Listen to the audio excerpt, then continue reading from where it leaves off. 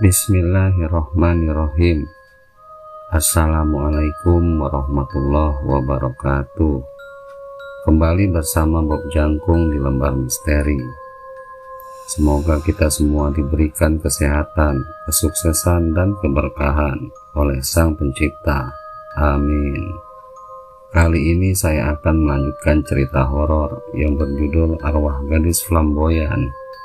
Prasanti mati 3 kali antara Semarang dan Temanggung 1970-an. Cerita ini ditulis akun Twitter @agil_r_saputra. Bagi kalian yang pengen membacanya langsung, bisa mengunjungi link yang sudah saya cantumkan di kolom deskripsi.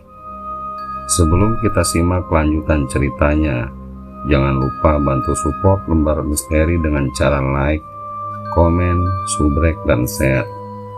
Juga aktifkan lonceng notifnya, karena tanpa support dari kalian, Lembar Misteri pastinya nggak akan berkembang, Bob. Oke, nggak usah berlama-lama lagi. Kuy, kita simak ceritanya. Kejadian ini pun tentunya sampai kepada Pak Trenggono, yaitu pemilik rumah judi tempat Prasanti bekerja, yang mana seperti sebelumnya dari kematian ibunya dan adiknya sampai pada kejadian percobaan bunuh diri ini, Pak Trenggono selalu datang untuk bersimpati. Singkat cerita, dengan berbagai cara orang-orang di sekitar Prasanti termasuk Pringgo tentunya selalu memberikan semangat kepada Prasanti. Lambat laun mental Prasanti mulai pulih. Dia juga mulai kembali bekerja. Prasanti kembali mempesona. Aktivitasnya mulai kembali menjadi seperti biasa. Dengan diantar jemput oleh Pringgo saat berangkat dan pulang kerja, Prasanti sudah bisa tertawa. Pringgo yang diam-diam memendam rasa tentunya ikut senang dengan keadaan Prasanti sekarang. Tapi dalam beberapa pembicaraan bersama Pringgo, Prasanti bercerita kalau sejak dia gagal bunuh diri, dia kerap kali didatangi sosok mendiang ibu dan adiknya. Pringgo memahami itu hanya sebatas karena rasa kesedihan Prasanti saja yang mungkin sangat dalam. Tanpa diketahui Pringgo bahwa ternyata sosok mendiang ibu dan adiknya itu benar-benar datang. Karena pada satu malam, ada satu kejadian menakutkan dialami Pringgo. Waktu itu seperti biasa, setelah Pringgo mengantarkan Prasanti pulang, Pringgo ingin masuk ke dalam rumahnya. Langkahnya terhenti karena mendengar suara orang batuk. Batuknya kering. Pringgo merasa sangat familiar dengan suara batuk itu. Ya, itu suara batuk ibunya Prasanti. Suara itu tidak hanya sekali, tapi terus-menerus tak berjeda. Sumbernya dari depan rumah Prasanti. Ini merupakan pengalaman pertama Pringgo dalam hal-hal supranatural. Tentunya dia takut dan langsung masuk ke dalam rumahnya. Tapi sebenarnya dia masih kurang yakin apakah itu hantu atau benar-benar orang. Pringgo pun mencoba mengumpulkan keberanian untuk memeriksanya keluar. Suara batuk itu masih ada, namun kini jedanya melambat. Seolah orang yang batuk itu sambil memukul-mukul dadanya sendiri. Pelan-pelan Pringgo mulai membuka pintu rumahnya. Matanya selalu memandang ke samping, ke depan rumah Prasanti. Tapi setelah Pringgo berada di luar rumah, suara batuk itu hilang begitu saja. Waktu itu sekitar pukul 2. Dia yang semakin penasaran mulai mengeluari pekarangan rumahnya. Pringgo berdiri di jalan depan rumah, sambil memandangi rumah Prasanti yang sudah gelap. Suasana sepi sekali, tapi tiba-tiba ada suara batuk dari belakang Pringgo. Sontak dia yang kaget langsung menoleh, dan di situ Pringgo melihat sosok mendiang ibu Prasanti dan adiknya. Sang ibu berdiri dan sang adik tersimpuh di tanah. Dua sosok itu memandangi Pringgo. Meski wajahnya hitam gelap, matanya kuning terang, Pringgo mengenali tubuh itu. Ibu Prasanti dan adiknya. Pringgo mematung tak bisa bergerak, dan sosok itu berkata, "Gimana? Sudah ketemu aku kan?" Seketika Pringgo langsung berlari masuk ke rumahnya dan masuk ke kamar ibunya sampai membangunkan ibunya karena berisik. Ibunya yang terbangun pun bertanya kepada Pringgo, "Ada apa sih, Nak?" Dengan lidah yang keluh, Pringgo hanya bisa berkata, Bu Pras, Bu Pras, Bu Pras, Sojo." Bu Pras adalah nama panggilan Ibu Prasanti, diambil dari nama ayahnya, Prasetyo. Sambil menunjuk arah depan rumah, Ibu Pringgo pun berkata, "Yang benar kamu kalau ngomong." Tapi Pringgo terus saja mengacungkan jarinya ke arah depan dengan berkata-kata yang sama seperti tadi. Bu Pras, sama Prasojo. Ibu Pringgo yang emang pemberani langsung mengecek keluar rumah, dan beliau tidak melihat apa-apa. Setelah masuk kembali, terlihat Pringgo yang sangat syok. Ibunya pun menenangkannya sembari memberinya minum. Disitulah setelah agak tenang, Pringgo mulai bercerita detail tentang kejadian itu. Keesokan harinya Pringgo sakit, mungkin karena syok. Prasanti juga datang setelah tahu Pringgo tidak enak badan.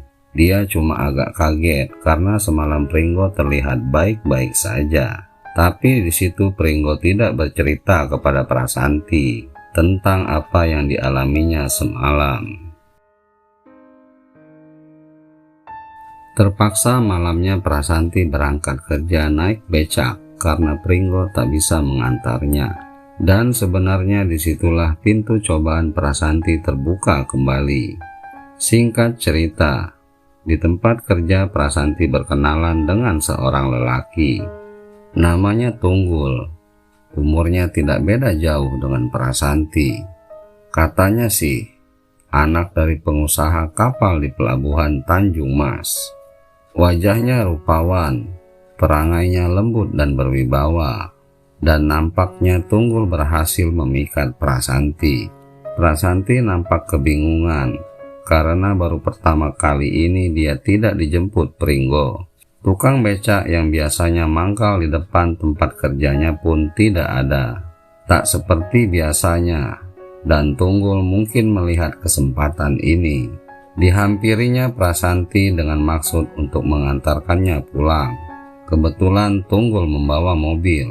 Akhirnya karena itu satu-satunya cara untuk pulang. Prasanti pun mau diantar oleh Tunggul. Dalam perjalanan menuju rumah Prasanti, sepertinya di dalam mobil ada obrolan yang menarik karena sejak saat itu Prasanti mulai jatuh cinta kepada Tunggul. Keesokan harinya sembari melihat keadaan Pringgo, Prasanti bercerita kepada Pringgo soal Tunggul. Pringgo yang masih tidak enak badan hanya bisa pura-pura berantusias dengan obrolan itu, walau sebenarnya dia cemburu.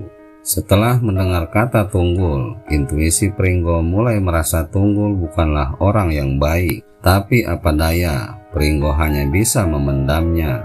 Prasanti pun berkata selama Pringgo masih sakit, dia akan diantar jemput oleh Tunggul. Hati Pringgo semakin panas tentunya mendengar itu. Sekira 3 hari, Pringgo sudah sembuh dari sakitnya. Tapi di sini Prasanti malah tak kunjung meminta Pringgo untuk mengantarkannya lagi. Posisi Pringgo pun kini digantikan oleh Tunggul.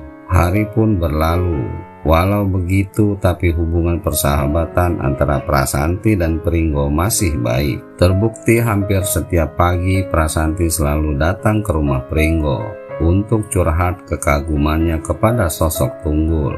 Berkali-kali juga Pringgo ingin mengembalikan motor Prasanti, tapi dia selalu menolaknya dengan alasan Pringgo sudah cukup berjasa bagi kehidupan Prasanti. Nampaknya hubungan antara Prasanti dan Tunggul semakin dekat menuju ke hubungan yang serius. Karena Prasanti juga sering bercerita bahwa dia dijanjikan akan dinikahi oleh Tunggul. Hari pun berganti bulan. Pringgo mulai rela bertepuk sebelah tangan. Tapi rasanya ada yang mengganjal di hati Pringgo. Hatinya berkata, kalau Prasanti tidak bisa kumiliki, setidaknya dia mendapatkan pasangan yang baik. Dan Pringgo pun mulai mencari tahu tentang latar belakang dari Tunggul. Dia hanya ingin memastikan kalau Tunggul adalah orang yang baik. Tapi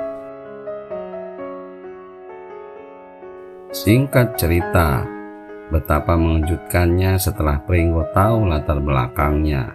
Dia ternyata bukanlah anak dari seorang pengusaha kapal. Dan yang lebih mengejutkannya lagi, Tunggul sudah beristri dan mempunyai 2 anak yang masih kecil-kecil pula. Pringgo juga sempat bertemu istri Tunggul. Waktu bertemu, dia sempat mengira Pringgo adalah seorang penagih hutang, karena ternyata Tunggul terlilit banyak hutang dan jarang pulang. Pringgo pun tidak memberitahukan tentang perselingkuhan ini karena tak tega dengan istri Tunggul. Berarti insting Pringgo selama ini benar, bahwa Tunggul bukan orang yang baik. Singkat cerita, berbekal informasi ini, Pringgo memutuskan untuk memberitahukannya kepada Prasanti sebelum semua terlambat. Dengan hati-hati Pringgo mencoba menjelaskannya kepada Prasanti. Tapi apa tanggapan Prasanti?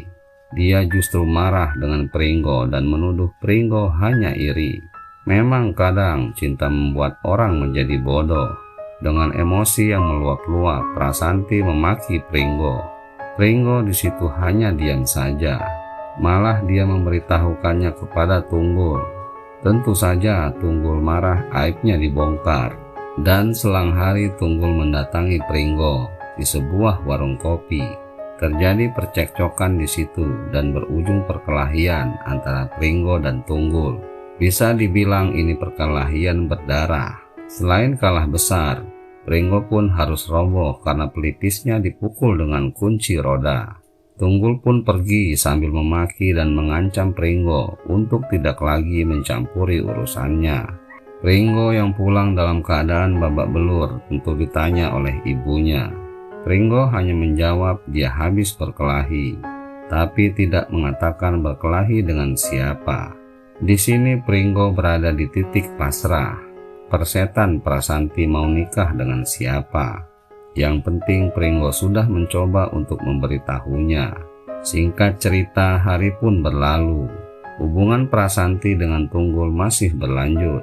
Mereka kini sinis kepada Pringgo. Beberapa kali mereka berpapasan ketika Prasanti hendak berangkat kerja. Tunggul malah semakin pecicilan ketika melihat Pringgo. Pringgo pun diam saja, karena dia yakin waktulah yang akan berbicara. Seiring hari berlalu, meski dalam lahirnya dia seperti sudah melupakan, tapi sebenarnya dalam batin Pringgo masih khawatir dengan Prasanti. Sebenarnya Prasanti menikah dengan siapapun Pringgo tidak apa-apa, asalkan dengan orang yang baik. Tapi kenapa harus Tunggul yang dipilihnya?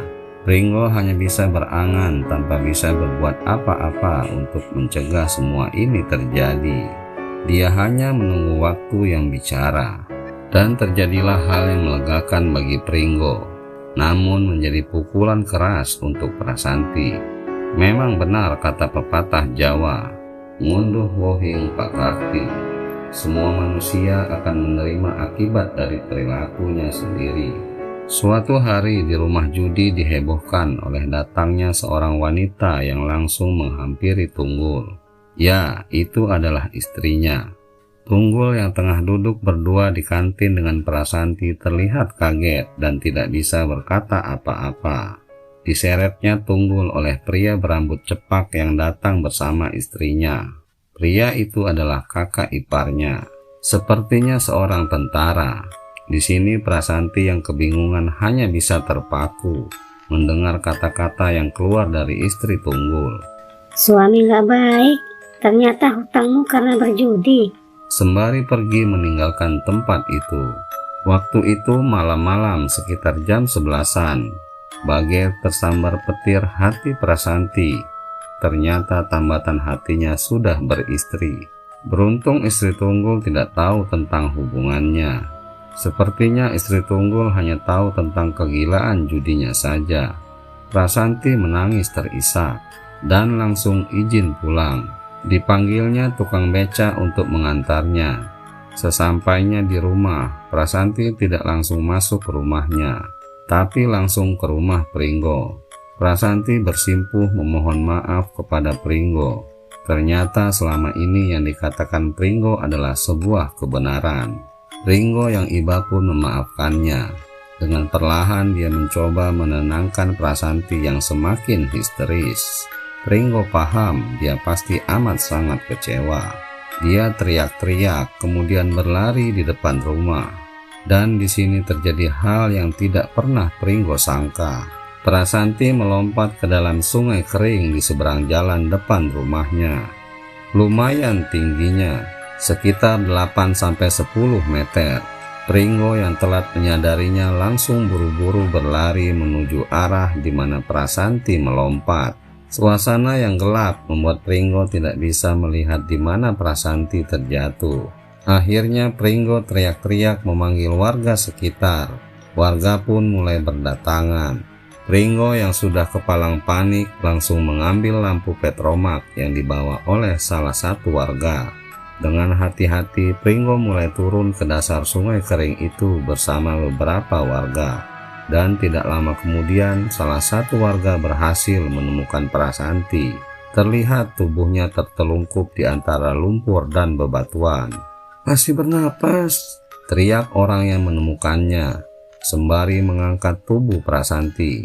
Prasanti ditemukan dalam keadaan tidak sadarkan diri. Namun di sini dia masih selamat, walaupun mengalami banyak luka. Gigi depannya tanggal, butuh beberapa jahitan di kepala dan jempol kakinya pecah terbelah dua. Berarti ini adalah kedua kalinya Prasanti mencoba bunuh diri. Prasanti mati 2 kali.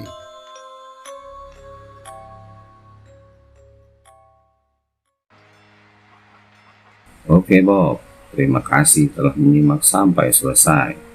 Jangan lupa support terus Lembar Misteri dengan cara like, komen, subrek, dan share, serta nyalakan lonceng notifnya, karena subrek itu gratis Bob, dan tanpa support kalian Lembar Misteri pastinya nggak akan berkembang.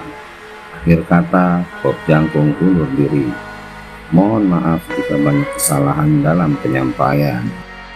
Wabillahi taufik wal hidayah. Wassalamualaikum warahmatullahi wabarakatuh.